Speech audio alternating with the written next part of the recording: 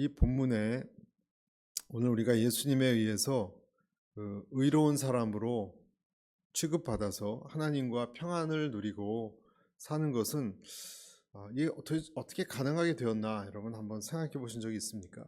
무슨 일이 일어났길래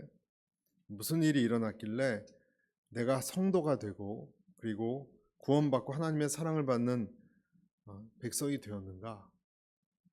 그렇잖아요. 아무 자격도 없고 가만히 놔두면 그냥 이 세상의 세파에 찌들려서 그냥 소멸되는 존재인데, 하나님이 나를 구원하고 오늘 내가 사랑받는 나 같은 자가 이렇게 되었는가? 여러분 뭐 다 아는 얘기시겠지만 어떻게 이런 역전이 일어났나요? 하나님이 누군가 극심한 희생을 당했기 때문에 그런 거예요. 누군가 극심한 희생을 당했기 때문에. 세상 만사가 여러분 다 그렇습니다. 이 세상의 진리예요, 여러분. 어떤 일이 악화되고 할 때 역전이 일어나려면 그 판세를 뒤집고 새로운 어떤 길로 나아가려면 누군가 반전을 이루는 어떤 요인이 있어야 돼요. 뭔가가 부서지고 으깨지고, 그래서 마이너스가 플러스가 되는 그러한 일이 일어나는 것은 뭐 예수님이 우리를 위해서 죽으셨다 이런 차원뿐만이 아니라 만고의 진리입니다. 여러분, 생명체가 다시 죽어가다가 살아나려면 뭔가의 어떤 역사가 일어나야 그것이 파멸되기 전에, 굽은 것이 그렇게 잘못되기 전에 살아난다는 거예요. 누군가 희생양이 있어야 된다는 거예요. 여러분, 우리가 누군가 어떤 사람하고도 갈등 관계에 있다면 여러분, 한 사람이라도 한 측이라도 손해를 보는 사람이 있어야 그것이 회복되지 않습니까? 이 정상적인 사람 입장에서 생각을 해봐도 잘 되지 않습니다. 잘 이해가 되지 않습니다. 충격을 받습니다.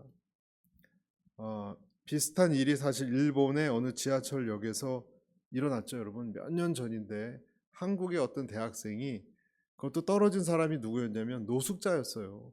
노숙자를 구하려고 지하철 우리 같이 이렇게 가드가 있는 게 아니라 일본 지하철은 그런 게 없어요. 그러니까 노숙주가 술 취했는지 떨어졌는데 일본에서 한국 대학생이 그를 구하고 이제 끌어올리고 그러다가 그 다음에 닥치는 열차를 미처 피하지 못해서 거기서 사망했어요. 여러분 신문에서 보셨어요? 그것을 가지고 깜짝 놀랐어요. 많은 일본 사람들이 정말 꽃 같은 나이에 술주정뱅이를 위해서 죽은 것을, 더군다나 여러분 일본에 대해서 반일 감정이 보통 한국 사람들이 있잖아요. 그런데도 그렇게 희생했다는 것에 대해서 굉장히 화제가 된 사건이 있었습니다. 그 정도로 힘든 거예요, 여러분. 술주정뱅인데도 그런데 또 자발적으로 그런 것도 아니잖아요. 학생은 빠져나오려다가 그렇게 된 거잖아요. 물론 처음엔 자발적이었겠지만. 여러분, 사랑스러운 개도 사랑스러우면 주인한테 사랑을 받지만, 만약에 어떤 핏불이 있는데 3살짜리 어린아이를 그냥 험악하게 해쳤다, 그러면 여러분 그 핏불을 가만 놔두겠습니까? 가만 놔두겠. 그런 핏불을 위해서 희생당할 주인이 있습니까? 말도 안 되잖아요. 그런 개는 사랑받지 못할 뿐만 아니라 아마 더 큰 형벌을 받을 거예요. 그런 것을 우리가 한번 생각해 보자는 거예요. 왜 하나님은, 그것도 죄인인 우리를 그토록 사랑하시는가? 하나님이 사랑할 대상이 없어서 이 우주에, 그래서 인간이란 존재를 만들어 놓고 사랑하려고 하셨는가? 여러분, 하나님은 자족하시는 분이기 때문에 사랑해야 될 누군가를 만들 필요도 없었습니다. 스스로 충만하신 분이기 때문에. 그런데 왜 그것도 우리를, 죄인이고 반역하는 우리를 희생을 하면서까지 사랑하셨는가? 왜 그럴까요, 여러분? 미스테리예요. 왜 사랑하셨는가? 미스테리예요. 전 2가지를 좀 생각해 봐야 된다고 봐요. 첫 번째는 죄인인데도 사랑하셨다면 여러분, 조건이 아니라 정말 그 사람을 사랑한 거예요. 죄인인데도 사랑하셨다면. 누군가 어떤 사람을 정말로 사랑한다고 하면 그 사람의 죄나 사랑스럽지 않은 상황에서라도 그를 찾아야 됩니다. 그래야 그를 사랑한다라고 말할 수 있습니다. 그래서 그런 사람에게, 타락한 그런 사람을 찾아서 눈동자같이 여기신다. 그렇다면 정말 그것을 사랑이라고 여러분 말해야 되지 않겠습니까? 그러니까 조건이 바뀌면 여러분, 사람의 사랑은 시험받습니다. 우리는 평소에 사랑한다고 하는 사람이라도 그 사람에게서 어떤 나쁜 점을 보면, 사랑스럽지 않은 점을 보면, 그리고 더 나아가서 나한테 내 이익에 피해를 끼치면 딱 손절합니다. 여러분 그렇지 않습니까? 일반적 사회관계에서 심지어 친구관계라도 그 사람에게서 나쁜 거를 보고 또 나한테 하는 것을 봐서 내가 어려움을 당하면 어느 순간 단교합니다. 인간관계가 보통 그렇습니다. 옛날엔 친했지만 언제 그랬냐는 듯이 생각하고 멀리 떠납니다. 또 그냥 떠나지 않고 욕하고 떠납니다. 그러니까 좋은 면만 기대하는 거예요, 여러분. 그 사람에게서. 그러다 그 기대가 져버리면 그냥 버립니다, 관계를. 왜냐하면 사실은 그 사람 자체를 사랑한 게 아니었으니까. 여러분, 지나가는 사람들의 관계, 사회적 관계에서 만난 사람은 그럴 수 있어요. 그럼 거의 다 그래요. 그런데 부부나 부모 자식 같은 가족 관계라면 여러분, 그 사람 안에서 사악한 것을 내가 발견했다거나 정말 어떤 나쁜 짓을 그 사람이 했다거나 할 때 내가 그 사람을 버릴 것이냐? 버릴 수 있습니까? 때로는 그 사람을 버리지 않아도 마음속으로 그를 그냥 지워버릴 수도 있어요. 그냥 없는 자식 셈 치자 이렇게도 결정을 해야 돼요. 뭔가 다른 문제예요. 여러분 이것이 그래서 힘든 거예요. 가족 관계일 때는 그 사람에게서 내가 어떤 조건 때문이 아니기 때문에 정말 마음을 주고받는 일이 어려워요. 왜냐하면 진정 내가 그를 사랑하느냐 사랑하지 않느냐가 이제 드러나게 돼 있습니다.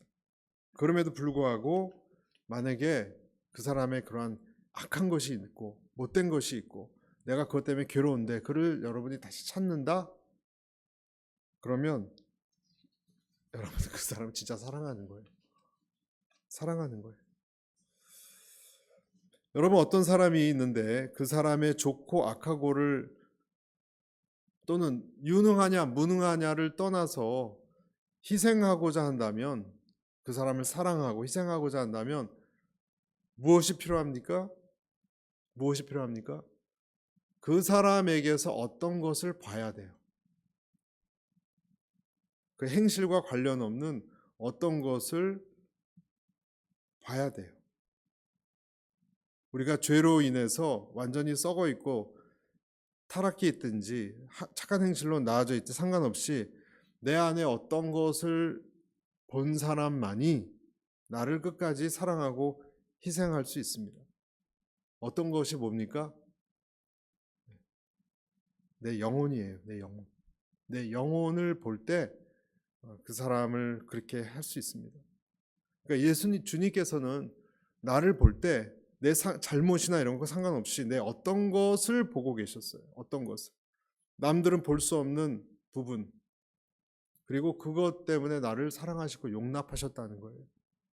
어떤 부분이 바로 무엇인가? 방금 말씀드렸죠. 어떤 부분이 뭔가요? 내 영혼이에요. 영혼. 우리는 화가 나서 막말을 하고 행패 부리는 어떤 사람을 바라보는 이 두 종류의 사람이 있다고 한번 생각해 보세요. 어떤 사람이 행패 부리는 사람인데 한 사람은 도저히 그 사람을 참지 못해서 견디지 못해서 욕을 하고 아까 제가 말씀드린 것처럼 비난하고 떠나버리고 이런 사람이 있고 하지만 또 한 사람은 부모예요. 부모는 그를 볼 때 그 행실만 보는 것이 아니라 그 안에 있는 깨어진 영혼을 보죠. 그러니까 떠나지 못하는 거예요. 다른 면을 보는 거예요. 여러분, 죄인인 나를 사랑하셨고 헌신하셨다는 것은 이런 말이 있어요. 나는 사랑하고 죄는 미워. 나는 사랑하지만 죄는 따로 떼어서 미워하신 것이다. 그것은 사실 정확한 말이 아니에요. 하나님이 나와 죄가 구분되지 않거든요. 내 심장에 죄가 있어요, 이미. 그러니까 하나님은 나도 내 영혼도 보고 내 죄도 보셨어요. 내 죄도 보셨어요. 그러니까 우리가 여기서 하나님이 내 영혼을 보고 그러면서 끝까지 사랑하셨고, 그리고 그런 죄인을 위해서 십자가에 죽으셨다 그랬잖아요. 그러니까 여기서 또 한 가지 생각해야 되는 게, 나를 용납하셨지만 내 안에 있는 죄가 얼마나 끔찍한지 예수님이 죽을 정도까지 이 죄라는 것은 끔찍하다는 거예요. 그러니까 주님의 십자가는 내 죄가 얼마나 끔찍한지, 죄의 크기를 보여주는 거예요. 내 죄의 끔찍함과 십자가는 비례합니다. 그래서 감사한 거예요, 여러분. 십자가는. 그렇지만 한편으로는요, 여러분, 십자가에서 죽으셨다는 것은 좀 무서운 거예요. 왜냐하면 죄가 너무 심각한 것이기 때문에. 여러분, 예수님이 십자가에서 죽으셨다는 건 감사한 건데, 한편으로 생각해 보면 만약에 내 죄를 내가 끝까지 해결하지 못한다면 하나님은 자기 아들을 내어주실 정도로 내 죄를 용납은 그냥 할 수가 없는 분이시라는 거예요. 무슨 말씀인지 아시겠죠? 죄가 무서운 거니까. 나를 사랑하셔서 십자가에 죽으셨지만, 사랑하신 건 좋은데 그 정도로 죄가 끔찍한데, 내가 만약에 끝까지 하나님의 이 복음을 거부하고 어떤 죄인이 하나님을 멀리하고 떠나고 멸시한다면, 십자가는 죄가 무서운 것을 보여주는 만큼 그러한 회개하지 않는 죄인에 대한 대가도 끔찍하다는 걸 보여주는 거예요. 그 아들이 죄로 죽었을 정도라면 경고해 주는 거예요. 그래서 왜냐하면 지옥이란 곳은 죄만 가는 곳이 아니라 죄인도 따라가거든요. 분리할 수가 없는 거예요. 같이 가는 거예요. 아까 하나님이 우리를 죄인이지만 사랑하셨다는 것이 우리 자체를 죄까지 끌어안고 죽으셨다는 것처럼, 마찬가지로 지옥은 죄인이 가는 곳입니다. 심각한 일입니다. 그래서 경건치 않은 자를 위해서 십자가는 정말 이해하기 힘든 사랑이면서 동시에 죄에 대해서 그 정도로 순환을 겪어야 할 정도로 죄에 대한 두려움을 우리에게 줍니다. 여러분, 예수님이 그래서 취한 방법은 이 방법밖에 없었던 거예요. 자기의 죽음을 통해서만, 죄는 끔찍하니까 그것을 해결하고 우리는 사랑하시기 때문에 의롭지 않은 우리를 향해서 그렇게 희생당하셨다 하는 거예요. 이것이 이제 예수님이 외아들을 주셨다는 거예요. 여러분, 이것을 우리가 깨닫고 깨달은 우리가 예수님에게 반응하기 시작하는 것이 바로 믿음이고 회개입니다. 여러분, 이것이 우리에게, 이 회개가 이 사실을 깨닫는 것입니다. 그러니까 내 안에 어떤 것을 하나님이 보시고 그것을 위해서 값진 희생을 치렀는데, 그것을 위해서 내 죄가 그만큼 끔찍하다는 것, 그래서 그 주님 앞에 나올 수밖에 없다는 것. 그러나 이러한 나를 위해서 어쨌든 끔찍한 그 희생을 치렀다는 것을 잘 이해가 안 가지만 받아들이기 시작하는 것부터 이제 회개가 시작되는 거예요. 여러분, 그러한 하나님의 정말 말도 안 되는, 이해 안 되는 이런 사랑을 받아들이기 시작할 수 있기를 바랍니다. 아멘. 정말로 여러분, 이것이 왜냐하면 이 조건 없는 애정이 정말 사람에게 필요하다는 것을 아십니까? 우리에게 내 내면에 깊숙한 곳에 자아라는 것이 단단히 자리 잡고 있는데, 이 자아는요, 조건 없는 이런 사랑을 정말로 필요로 해요. 그만큼 중요해요. 그래서 이 하나님이 이런 나를 도대체 나에게 무엇을 보았길래 그러니까 뭔가 내 안에 그것을 봤기 때문에 희생을 치르면서까지 나를 얻으려고 하셨던 거 아니겠어요?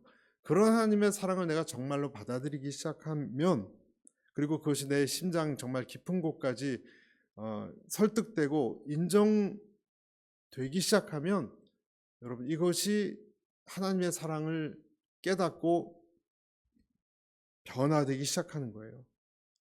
사람은요, 내 자신의 가치가 사랑을 통해서만 인식이 돼요. 그러니까 사랑을 내가 받기 전까지는 아무리 누가 옆에서 뭐라 그래도 내가 어떤 가치고 그런 사람인지 인정받는 것을 확인할 수가 없어요. 그러니까 내가 사랑받는 만큼만 가치를 느낀다는 거예요. 여러분, 믿으십니까?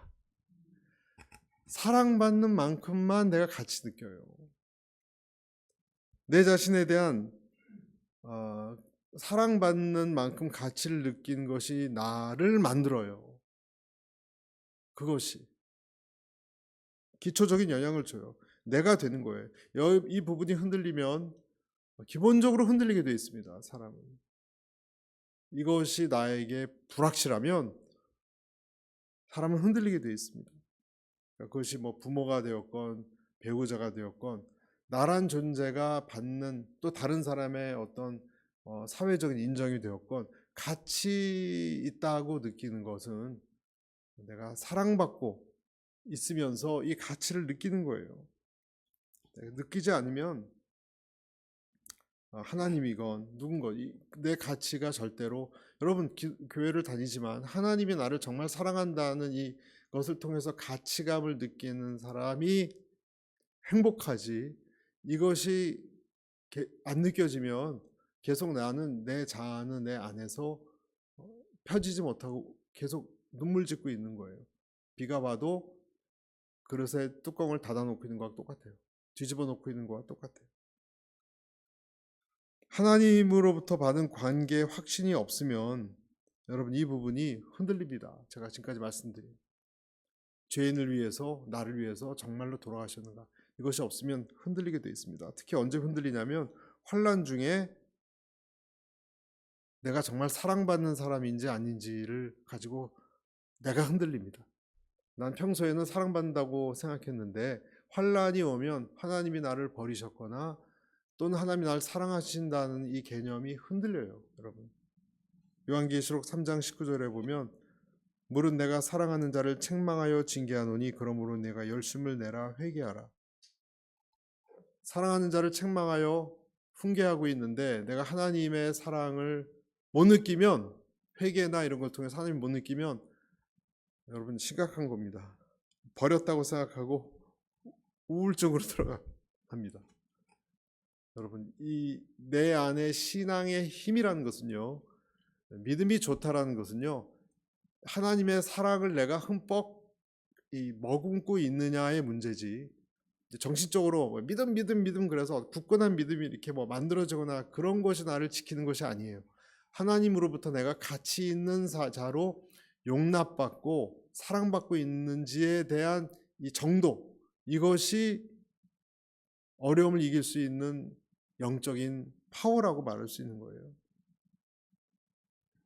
그러니까 하나님과 나와의 관계가 아버지와 자녀의 관계처럼, 어떻게 아버지가 내가 이 환난을 주는 게 의미 없이 주시겠어, 나를 하나님이 잘 되게 하시려는 분명한 뜻이 있어서 해주시겠지, 자녀가 부모에 대한 신뢰같이 그렇게 생각하잖아요. 여러분, 부모가 뭘 이렇게 하면 다 어떤 속으로는 뭐 겉으로는 짜증을 낼 수 있겠지만 속으로는 알잖아요. 나를 잘 되게 하려고 하는 거를 기본적 신뢰로 내가 갖고 있듯이 내 인생의 환난을 하나님과 나 사이를 그렇게 굳은 신뢰를 갖고 있지 않는다면 여러분, 그 사람은 떠날 수도 있습니다. 기독교를 떠날 수도 있습니다. 히브리서 12장 7절에도 너희가 참음은 징계를 받기 위함이라 하나님이 아들과 같이 너희를 대우하시나니 어찌 아비가 징계하지 않는 아들이 있으리요. 내가 하나님의 사랑을 받느냐 받지 못하느냐 흔들릴 때 하나님께서 너와 나의 관계를 생각하라고 말씀하십니다. 왜냐하면 아까도 제가 말씀드렸듯이 하나님은 죄인을 사랑하시기 때문에 나는 내 안에 어떤 것을 보셨지만 죄를 미워하시기 때문에 환난을 주시는 거예요. 환난을 주시는 거예요. 잡혀와서 가늠한 여자의 기사가 요한복음 8장에 나오는데 그 붙들려 온 현장에서 이 여자는 이렇게 생각했을 거예요. 이제 나는 더 이상 가치가 없다. 난 더러운 존재다. 난 죽어야 된다. 그런 절망감으로 가득 차 있었을 겁니다. 가늠한 여인 붙잡혀 왔을 때. 그리고 다 예수님이 우리가 알듯이 끝나고 나서 예수님 아무 말도 하지 않으셨어요. 아무 말도 하지 않으셨어요. 그리고 다시는 죄 짓지 말라 그러고 그냥 보내셨어요. 예수님께서. 그러니까 죄를 무시한 것도 아니고, 하지만 죄인인 여인을 예수님은 그냥 정죄하지 않고 대하셨어요. 용납해 주셨어요. 얼마가 지나면 이 여인을 위해서, 여인뿐만 아니라 다른 사람을 위해서 십자가형을 받으러 이제 십자가로 죽으러 가실 참이세요, 예수님이. 여러분, 이 여인은 나중에 예수님이 십자가에 죽으신 것도 나중에 보지 않았겠습니까? 아니면 이제 떠나간 다음에 여인이 무슨 생각을 했을까요? 다 돌을 들고 자기를 치려고 못하고 떠나가고 예수님도 이제 나한테 기회를 주시고 그랬는데 나 같은 여자를 왜 징계하지 않았을까? 예수님은 내가 돌로 맞아서 죽어도 마땅한데 법대로 왜 나를 그렇게 했을까? 이렇게 생각할 때 여러분, 여자의 마음속에 만약에 그렇게 예수님이 안 했다면 나한테 어떤 것이 사랑받을 만한 어떤 구석이 정말 가치 있는 어떤 구석이 있단 말인가? 이런 자기 자신에 대해서 새로운 생각을 갖기 시작했을 거예요. 내 안에도 가치 있고 사랑스러운 어떤 면이, 내가 하는 행동과 관련 없이, 여러분 그렇지 않습니까? 행동으로 치면 당연히 돌 맞아서 죽고 그래야 되는 게 율법인데, 나를 살려주시는 주님이고 이분이 하나님이시라면 내 안에 그럴 만한 어떤 뭔가가 있는 건가라고 자기 자신에 대해서 어떤 것을 생각하기 시작했을 거예요. 처음으로. 새로운 생각을. 그러니까 여러분, 이것이 인정이고 우리를 받아주고 하는 것의 힘이에요. 가치 있게 여김받은 것. 이 느낌은요, 우리를 굉장히 나를 다시 보게 합니다. 용서받고 내 조건과 상관없이 나를 용납받으면 내 안에 정말 본질적으로 가치 있는 게 있는 것 아닌가라는 생각을 갖게 합니다. 그래서 우리 인간의 이 정체성이라는 것의 이 뿌리는요, 어떤 가치를 지니고 있느냐, 어떤 사랑을 내가 잘하고 잘못하지 않고 왜 상관없이 받고 있느냐, 완전히 그런 법칙이에요. 그러니까 물리의 법칙이에요. 어떻게 보면 물리의 법칙이에요. 헌신한 사랑만큼 받는 자는 살아나는 겁니다. 여러분 믿으시면 아멘 하시기 바랍니다. 헌신이 들어간 만큼 그 사람은 가치감을 느낄 수밖에 없어요.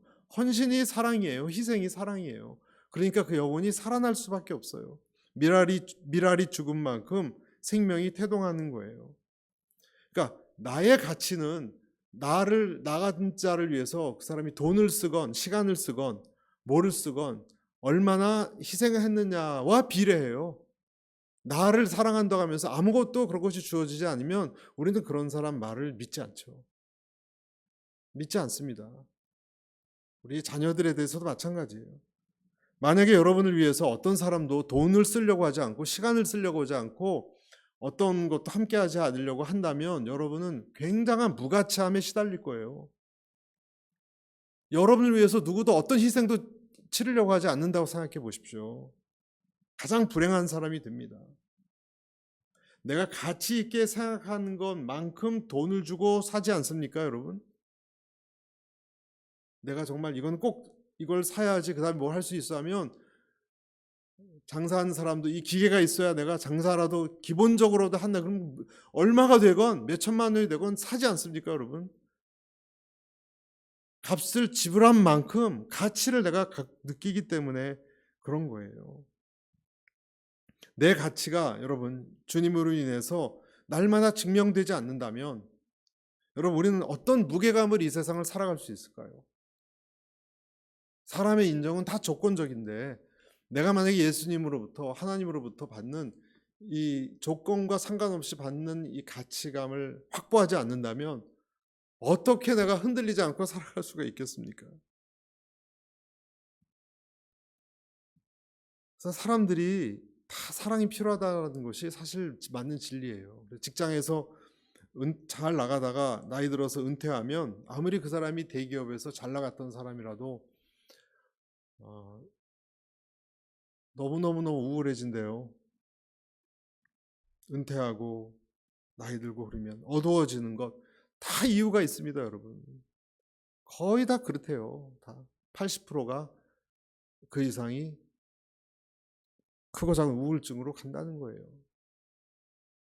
왜냐하면 그런 가치가 없다고 느껴지니까 내가. 가치가 없다고 느껴지니까. 하지만 예수님을 믿는 저와 여러분, 예수님을 아는 저와 여러분은 마치 어떤 언덕에 올라가 있는 것처럼 다릅니다. 예수님이 우리를 위해서 가장 중요한 것을 희생했기 때문에 그것을 정말 믿는다면 여기서 내 안에 어떤 것이 꿈틀거리는 거예요. 이것이 즐거움이에요, 여러분. 즐거움이 내가 인정받았을 때 나오는 어떠한 정서적 기쁨이에요. 9절에서 한번 11절 다시 한번 보실래요? 9절에서 11절. 그러면 이제 우리가 그의 피로 말미암아 의롭다 하심을 받았으니 더욱 그로 말미암아 진노하심에서 구원을 받을 것이다. 자, 같이 읽습니다. 곧 우리가 원수 되었을 때 그의 아들의 죽으심으로 말미암아 하나님과 화목하게 되었은즉 화목하게 된 자로서 더욱더 말미암아 구원을 받을 것임이니라. 11절 시작. 그뿐 아니라 이제 우리로 화목하게 하신 우리 주 예수 그리스도로 말미암아 하나님 안에서 또한 즐거워하느니라. 아멘. 화목이란 단어가 3번 나왔습니다. 그리고 제일 끝에 화목 나오고 11절 끝에 뭐라고 되어 있습니까? 11절 다시 한번. 즐거움이 나왔습니다. 여러분, 우리의 이 마음의 즐거움이 어디서 오냐면 화해를 이룬 사람에게서 와요. 화해를. 누구와? 하나님하고 화해를 이룬 사람. 하나님의 세계로 들어간 사람.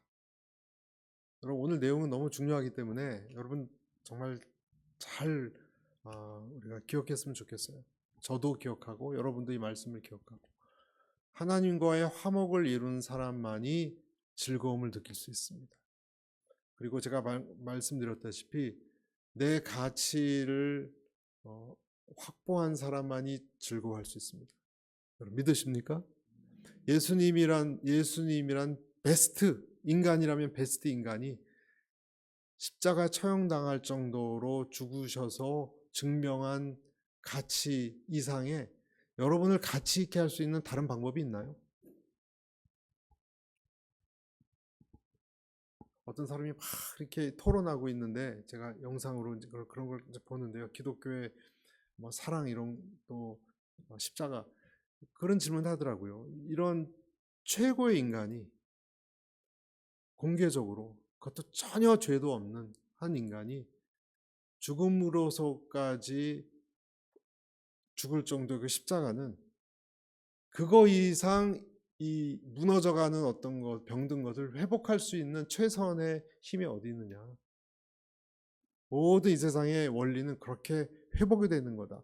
저는 그런 얘기를 들으면서 우리가 성경을 다시 한번 확증하는 거예요. 여러분이 정말 가치 있다고 한다면 여러분이 내가 가치 있다는 것을 어떤 것으로 확실하게 증명할 수 있고 흔들리지 않는 기반에 서 있을 수 있어요. 이 세상에. 이 세상에 가장 훌륭한 인간이면서 하나님이신 그분의 십자가에 죄도 하나도 없으신 분이 그것도 거기다가 죄가 많은 나를 위해서 죽으시는 사건 이상의 어떤 것이 있을 수 있습니까, 여러분? 내 가치로움을 증명할 수 있는 방법이 더 비싼 대가가 어디 있습니까? 미국을 팔아서도 예수님의 목숨값을 비교할 수 있을까요?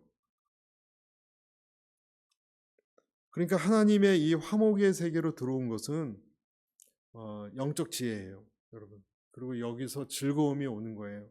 솔로몬이 표현했듯이 송이 꿀과 같이 단 것이라고 잠언서에, 그 잠언은 예수님과 우리가 화해를 이뤘을 때 하나님 안에서의, 오늘 말씀이 있잖아요. 하나님 안에서 즐거워하느니라.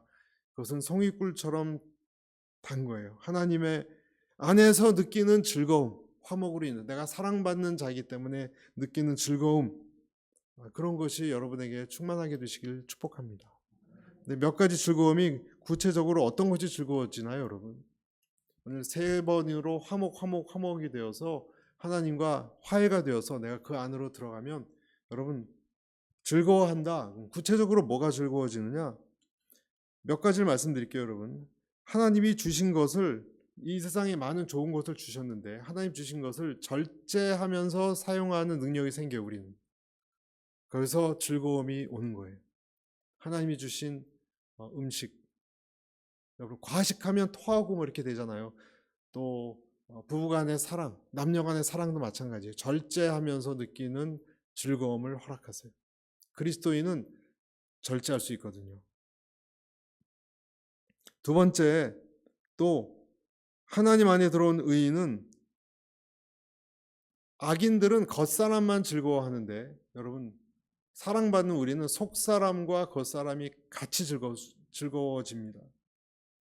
악인과 달리 참 즐거움을 누리는 것입니다. 사랑받는 자로서. 악한 사람이나 악한 방법으로 감각적 즐거움을 내가 만약에 추구하잖아요. 여러분 감각적인 방법을 어떤 악인이 추구하면 내 안에 있는 양심이, 겉으로는 즐겁지만 여러분 내 양심이 충돌합니다. 저항합니다. 여러분 그렇게 경험하지 않습니까? 내 겉은 즐거운데 여러분 내 속에서 저항을 경험해요. 그래서 악인은 즐겁지만 갈등을 느껴요. 악인은 즐거움을 갈등 속에서 누려요. 그렇지만 경건한 사람은 자기의 이성과 양심에 따라서도 즐거움을 느낍니다. 속사람과 겉사람이 다 즐거움을 느낍니다. 하나님께 사랑받는 사람이기 때문에. 왜냐하면 악인은 이 세상에서 즐거움을 누리지만 사실 죽음과 지옥에 대한 즐거움 가운데 두려움을 느껴요. 즐거움 가운데. 지옥을 안 믿는 불신자들도 있지만 그럼에도 불구하고 그들은 막연한 죽음 이후의 불안을 느껴요. 그래서 이런 두려움 때문에 즐거움이 감소합니다. 악인들은. 부자가 죽음에 대해서 두려움을 갖고 먹고 마신다면 그 부요함이 있지만 즐거움이 죽음 때문에 뺏기지 않겠습니까?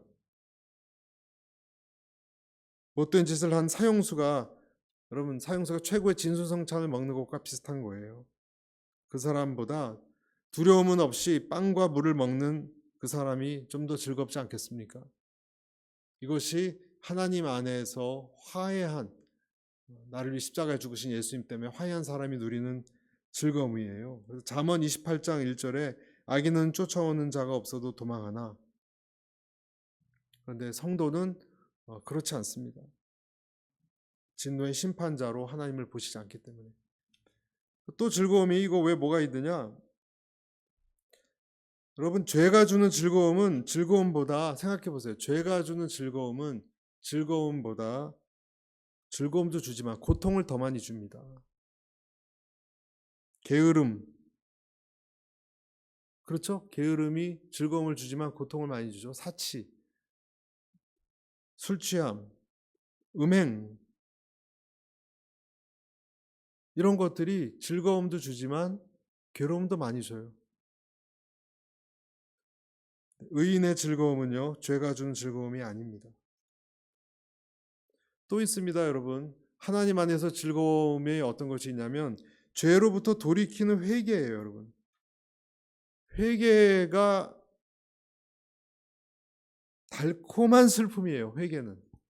다른 말로 표현하자면 회개의 본질은 하나님의 자비와 사랑에 대해서 느끼는 슬픔이에요. 이것이 회개예요. 그래서 회개의 슬픔이 클수록 즐거움이 커지는 거예요. 하나님 안에 있는 사람이 느끼는, 화목된 사람이 느끼는 굉장한 즐거움이에요. 회개의 슬픔이 클수록 즐거움이 커져요, 여러분. 믿습니까, 여러분? 굉장한 역설이죠? 큰 회개 뒤에 큰 즐거움이 따라옵니다. 왜냐하면 회개가 영혼을 깨끗하게 하고 영혼에 유익을 주기 때문에. 나를 부인해 본 사람은요, 알아요, 여러분. 나를 부인해 본 사람은 고통이 아니라 더 큰 즐거움이 따라온다는 것을 잘 알아요. 자기 부인이. 그래서 여러분, 죄라는 것은요, 성도가 당하는 모든 고통의 뿌리고요. 그것이 죄고요. 죄를 파괴하는 것이 사실은 즐거움의 원천이에요. 죄를 파괴하는 것이. 그래서 즐거운 거예요. 오늘 사랑받는 하나님의 사람의 화목된 사람의 즐거움을 계속 말씀드리고 있어요. 때로는요, 불신자로부터 핍박을 받는다고 해도 그것을 유익되게 한다는 것을 알기 때문에 또 즐거워요. 원통함을 갚아주신다고 우리가 알듯이 산상수훈에 나와 있지 않습니까? 의로 핍박받는 자는 즐거워하라. 하나님과의 화목은 영혼의 모든 위치를 제자리에 정돈시켜 주기 때문에 고요함이 있고 평온함이 있기 때문에 즐겁습니다. 여러분 믿으시면 아멘 하시기 바랍니다. 그러니까 영혼이 제자리를 탁탁탁 찾기 때문에 거기서 오는 평온함이 있고 안정감. 제 얘기가 아니라 그 조나단 에드워즈라는 미국 최고의 신학자, 성경학자가 한 말씀이에요. 지금 제가 말씀드린 것들은 예수님을 오직 묵상하고 바라보는 것만으로도 여러분 정신적 기쁨을 누립니다. 그렇지 않습니까? 예수님을 묵상하고 나를 위해서 십자가에 나 같은 자를 위해서 죄인 되었던 나를 엉망인 나를 위해서 죽으실 정도 그것을 묵상하는 것 자체가 즐거움이에요, 여러분. 정신적 기쁨이에요. 그런 분이 나를 사랑하시고 내 친구라는 생각, 세상의 통치자라는 이 생각이 나한테 정신적으로 굉장한 희열을 줍니다. 기쁨을 줍니다. 묵상만 해도. 중보자의 아름다움, 예수님의 아름다움을 본 것 자체가 여러분 우리에게 주는 즐거움이에요. 그래서 시편 27편 4절에 이런 말씀이 있잖아요. 같이 읽습니다. 내가 여호와께 바라는 한 가지 일 그것을 구하리니 곧 내가 내 평생에 여호와의 집에 살면서 여호와의 아름다움을 바라보며 그의 성전에서 사모하는 그것이라. 하나님을 바라보는 것, 묵상하는 것, 즐거움이에요. 그분이 나를 위해 십자가에 돌아가셨다는 그 은혜를 느끼는 것, 이거 자체가 벌써 내 가치를 느끼고 즐거워요, 여러분. 그러니까 하나님과 화목된 사람이 즐거울 수밖에 없는 거예요. 결론입니다. 하나님은 죄인인 우리를 왜 사랑하셨는가? 하나님은 그것도 죄인이었던 우리를 왜 사랑하셨는가? 이렇게까지 희생을 치르면서 답은 뭐죠? 그가 하나님이시기 때문에. 그리고 우리가 자녀이기 때문에. 요한일서 4장 8절에 여러분 하나님 자신이 왜 사랑이시냐면요. 삼위일체라고 들어보셨죠? 성부, 성자, 성령 세 분이 상호 교제하시고 한 하나님이세요. 하나님은 처음부터 외롭게 계신 분이 아니라 서로 사랑하시는 분이 본질이셨어요. 본질. 여러분 부부가 막 사랑하면 그 집 자녀도 사랑을 그냥 그대로 배우는 것처럼 하나님 이 세 분이 본질적으로 사랑하신 분이 그 형상대로 우리를 만드셨어요. 삼위일체 하나님이시기 때문에 우리가 그의 자녀이기 때문에 우리를 사랑하시는 겁니다. 죄인으로 타락한 우리지만 최초 타락 전에 우리 영혼을 보시고 우리 뭔가를 보시고 사랑하시고 품으시는 그 하나님을 늘 만나고 묵상하고 즐거워하시길 바랍니다. 같이 기도하겠습니다.